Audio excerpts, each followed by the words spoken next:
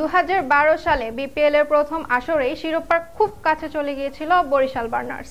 ঢাকার কাছে ফাইনাল হারের পর 2015-তে বুলস নামে আবারও ফাইনালে উঠে বরিশাল।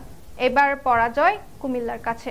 7 বছর পর 2022 আসরের ফাইনালে আবারও সেই কুমিল্লা কাদায় ফরচুন বরিশালকে। তিনবার ফাইনালে ওঠা বরিশালে কিছুতেই ছোঁয়া হচ্ছিল না সোনালী ট্রফিটা। অবশেষে সবশেষ আসরে ফরচুন নাম নিয়েই কুমিল্লাকে হারিয়ে চ্যাম্পিয়ন হয় তামিম ইকবালের বরিশাল। চ্যাম্পিয়নের তকমাটা ধরে রাখতে এবার যেন আরো জোরে সোরে কোমর বেঁধে নেমেছে বরিশাল।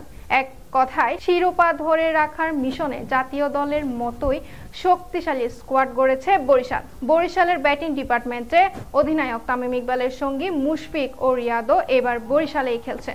নাজমুল শান্ত এই দলের সঙ্গে আবার তরুণ তাওহিদ হৃদয়ও আছেন। তাদের সঙ্গে ডেভিড মালান ও পাথুম নিশাঙ্কা খেলবেন বিদেশি কোটায়। বিশ্বের যে কোনো ফ্রাঞ্চাইজি লিগকে চ্যালেঞ্জ জানানোর মতোই আসন্ন বিপিএল এর স্কোয়াড সাজিয়েছে ফরচুন বরিশাল। তারকায় ঠাসা দলের ভয় হতে পারে পুরনো বাংলা প্রবাদ অধিক সন্ন্যাসীতে গাজন নষ্ট।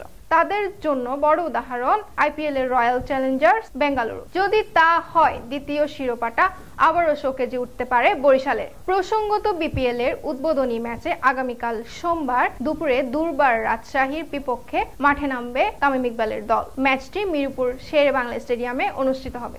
পুষ্পিতা, কোহেলিয়া।